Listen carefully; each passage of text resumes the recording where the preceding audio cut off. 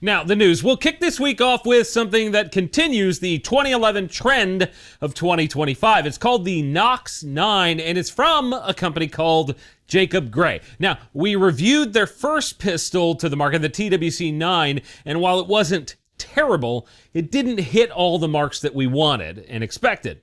This one seems to be on a totally different level from that. The highlights for this one are the 5-inch ported and comped slide assembly barrel thing, the upper.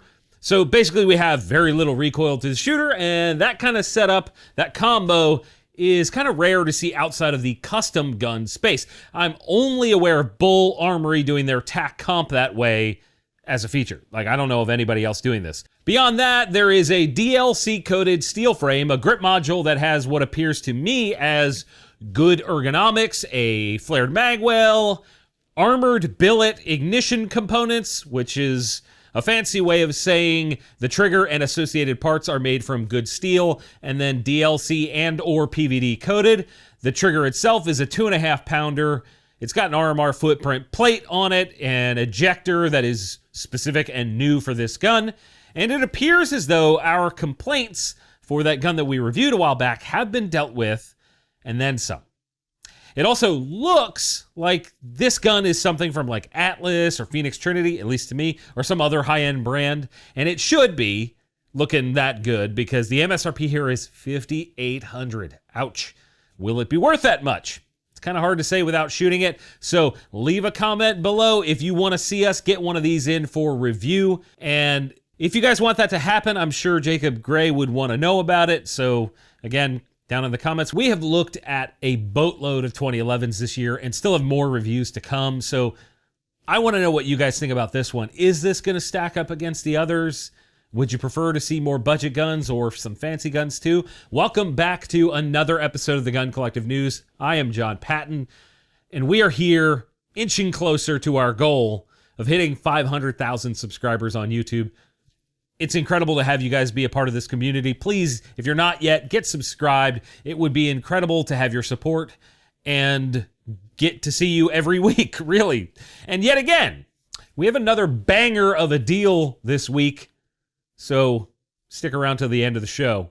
We'll get to it. Moving on, Langdon Tactical has a new one called the Impact. At the core, this is a Tikka T3X in 6.5 Creedmoor. This one has a 24-inch cold hammer-forged heavy barrel.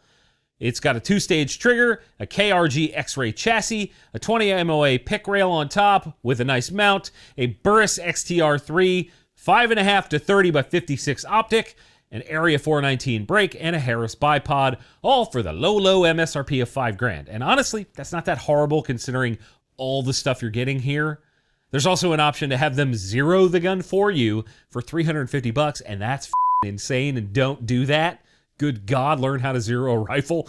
I've heard a lot of good things about Langdon's guns, but I've never shot one. So here's hoping that this one keeps that reputation going for that price tag. And in more expensive gun news, Daniel Defense, we haven't heard from them in a while, announced a new version of the DD4 lineup called the SPR3, which is basically an evolution of the Mark 12. Mark 12 has a huge reputation, and this is aiming to continue along. This one comes with their RIS-3 rail with an Arcalock panel on the bottom. It's a 15-incher, to be exact. Then it has a Timney Armor Series 2-stage trigger, a Magpul PRS light stock, a full ambi lower, and an 18-inch cold hammer-forged Mark 12 profile barrel. The MSRP here is $26.41. I hope for their sake that's good. They need a win because we haven't seen one from them in a while. We're getting into some new rifle reviews later this year. So maybe we could look at something like this if you guys want. I'm trying to stack the deck with stuff that you guys actually want to see. So let us know in the comments, of course, because that's the only place to do this. In slightly more affordable news, Beretta relaunched the M9A1. It's got a 4.9-inch barrel, chambered in 9mm, 15-round mags, ambi safety and decocker, short reset trigger, and an accessory rail that is not really a pick rail. MSRP is $829 on that. That's all I got. In other old school pistol news, Checkpoint, a company most well known for their VZ type guns, has brought back the VZ61, but not in something like 380 or 32 ACP, but 9mm Makarov. Yes, all of you nerds can rejoice because they've got 20 round mags, a milled lower, 4.5-inch barrels, a rear plate set up for a brace or something else that you want to put back there. Otherwise, it's a VZ61 Scorpion. MSRP was not listed, but based on the other options, it'll probably fall right around $1,000. Magnum Research has a new version of the Desert Eagle called the Viking. This is essentially just like a looks package. It's a 6-inch 50 AE that is piston operated with a 7-round mag, just like all the other Desert Eagles in 50 AE. It's got some Nordic stuff on it. Okay, cool. There's also the MAGA edition, which is kind of hilarious considering Trump's presidency has been lackluster at best for gun rights. And then the Star Spangled version. I feel like they're just slapping different colors on this gun and haven't actually modernized it or made it better. MSRP on there is not listed at all, but I can assure you it will be too much for what you get. I own a Desert Eagle. I bought it years ago. I love it. They're just not worth what they're charging right now because they haven't been updated in probably over a decade. They haven't updated it correctly, if at all, in over a decade. Speaking of stuff you won't buy from the Kahr Arms family of brands, they announced that the Tau 50 is finally available. They showed this off earlier this year, officially, and to me, it looks amazing. Long story short, it's a bolt-action 50 BMG. It's got a 29-inch barrel, a Magpul stock. It takes Barrett M82 or M107 mags. I don't know if they're the same mag. It takes Barrett mags. It's got a gigantic brake on the end, and I really hope that they are accurate because it kind of needs to be worth the cash. Black carries an MSRP of $8,700, and the tan one is going for $100 more. Let's be fair, I want one just because it puts half-inch holes in things. I really also want it to be accurate. I know this is a lot of expensive gear this week. However, I would love to know which of these you might want to get if money was no object. Which of these that we've covered so far would you be grabbing? While you're typing out your thoughts, let's hear from this week's sponsor, First Form. Make sure you support our friends over at First Form. They've been helping me personally on a health journey, and I'm really enjoying both the level 1 meal replacement protein as well as the level 1 bars when I need sort of a midday hit. And the meat sticks are pretty good too. There's a link in the description to check them out, firstform.com/John Patton. I'd appreciate it if you supported them. As always, big thank you to First Form for supporting me and TGC. That's awesome. Let's keep it rolling with this week's friendly fire questions. If you want to ask me a question, put it in the comments. Yes, again, with the comments, that has to happen, unfortunately. Again, I wish there was some other place. Put the words friendly fire down there so I can go back and find it. This segment is always actually fun for me, and I hope you guys actually are enjoying it too. First is from Hans de Deutsch. And he says, do you think American companies will eventually start producing any older or foreign cartridges in any substantial way? And the answer is not at all. It's just not worth it. The market would have to swing in a huge way for that to happen, and I just don't see it with modern cartridges being readily available and generally pretty good. Noah says, what's your thoughts on 410 gauge, and have you used one for hunting or clays? I think it's fun. It's really low recoil, of course. And I don't currently own one because I just don't enjoy it as much as 12, 20, or 16 gauge.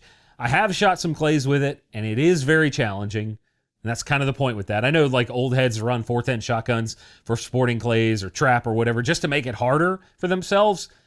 It's just not my thing. I'd rather just go with a 12 gauge and have a lot of fun, enjoy that. Tim Elliott says, how do you store your magazines? I have it separated right over there into big bins. Got AR, AK, AR-10, smaller stuff for like Glock mags, 2011 mags, other pistol mags, 22 mags, HK mags. I just leave them unloaded, generally speaking, except for my EDC and some other stuff. The answer as a whole is just put them in bins. I'm really bad at organizing, so there may be better ways to do that, but this is my current method. My friendly fire question to you guys this week. Do you think that politicians actually believe the BS that they put into anti-gun laws? Or is it just like re-election fodder? Are these people that dumb? Do they just not care to learn about guns? I want to hear your thoughts down in the comments. You know the drill. I've just said the comment thing a lot this week, and I would say that I apologize, but I don't. Let's jump into some quick accessory news. Vortex released an enclosed version of the ultra-popular Venom Microdot. I covered the two Defender enclosed versions last week, and while those had solar on the top, I didn't actually mention that, this one does not. There's just buttons. There are 2 reticle options, 3 MOA, 6 MOA. MSRP is $290. It's the DPP footprint like everything else they offer. Cool. Another option. Silent Steel USA is a suppressor company that just kind of popped up recently. They are apparently an extension of a Finnish brand. They have 3 cans on launch. The Streamer, the Compact Streamer, and the Micro Streamer. They're all FA rated and made primarily from stainless steel with some whiz-bang tech inside. They claim is really good, blah, blah, blah, no compromises. And I hope they're really good because the MSRP is $1,500 for the big boy, $1,300 for the compact, and $1,000 for the micro. That's a lot of... Man, this can stuff cannot get here fast enough. I am tired of this. These are way too much money. Inland Manufacturing, part of the MKS family of brands, also with High Point, has a new suppressor called the ICAN. The ICAN 2 and the Monocore. They've got 3 of them. The ICAN is an aluminum body with stainless baffles for $550 MSRP. Has a bore large enough for 9mm, but they say it'll handle 30 caliber, unspecified. And I'm not sure I would trust that with like a Win Mag. Let's not do that. Then there's the ICAN 2, which is all stainless and handles 45 ACP and smaller for $600 MSRP. And then there's the Monocore, which has aluminum baffles and a stainless blast baffle for $580 MSRP. They say that one will handle 45-70 down to rimfire stuff. Something about this is just kind of off to me. It's weird for a company that makes reproduction 1911s and M1 carbines to come out with suppressors at all. I don't know. I suspect there is sort of a bit of a cash grab thing going on here. Maybe they're just waiting for the suppressor stuff and they're trying to get ahead of it. I could be wrong. Hopefully these cans are not dog shit. Griffin Armament also has a new can for us. It's called the Sportsman Ultralight HD.